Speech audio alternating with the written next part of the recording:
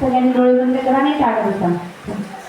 आपण आता आहे ना प्राणायाम करणार आहोत. प्राणायाम असं म्हणतात की जगण्यासाठी दोन शक्तींची गरज असते, एक प्राणशक्ती आणि एक ज्ञानशक्ती.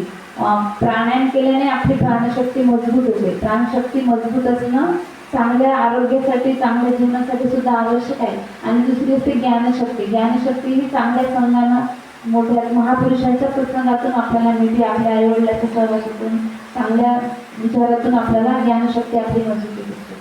तर आपण प्राणायाम करणार आहोत. त्याच्यासाठी पहिले ताड बसा. सुखासनात ताड.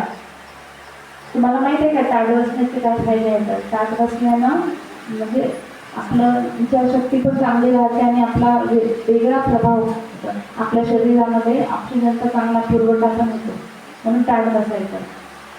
तुम्हाला सिकंदर माहिती आहे का? सिकंदर जेव्हा जगत का म्हटलं जातं सिकंदरला, आवाज येते ना माझा स्पष्ट? येते ना? कारण सिकंदर जेव्हा एखाद्या देशावर स्वारी करण्यासाठी जायचा ना, तर तो आधी हे गुप्तहेर पाठवायचा की तिथले लोक कसे बसते हे बघण्यासाठी.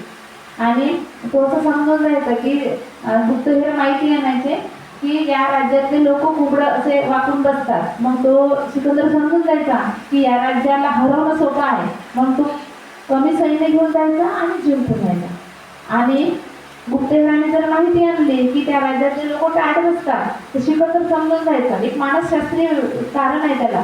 ताट बसणारे लोक शूर असतात, वीर असतात, त्यांना हरवणं कठीण असते. मग सिकंदर समजून जायचा की या राज्यातल्या लोकांना हरवणं कठीण असते. मग तो जास्त सैन्य घेऊन जायचा आणि जिंकून यायचा.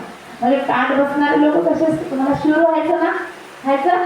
ताट बसा. मग तुम्हाला हरायचं नाही ना?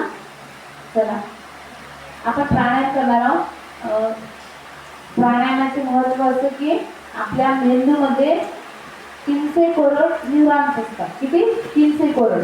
आणि आपण प्राणायाम केल्यानं त्याचं काय होते? ॲक्टिवेट होतात आणि स्मरणशक्ती वाढते. डॉक्टरकडे जाऊन औषध घेण्यापेक्षा आपल्याकडे सोपा उपाय केला पाहिजे की नाही? केला पाहिजे ना? तर आपण प्राणायामाने प्राणशक्ती मजबूत होते, आरोग्य पण चांगलं राहते, शरीराला ऑक्सिजनचा पुरवठा पण चांगला होतो आणि 300 करोड न्यूरॉन्स क्रिएट होतात आणि स्मरणशक्ती पण वाढते. तो प्राणायाम आपण करणार आहोत आता. चला माझ्यासोबत करणार. पहिले आहे ना, सगळ्यांनी स्वाधीन साथ घ्या. चला साथ घ्या. आता हे जे दोन्ही बोट आहे ना, आपल्याला कानात टाकायचे. ते लावून द्या. होईल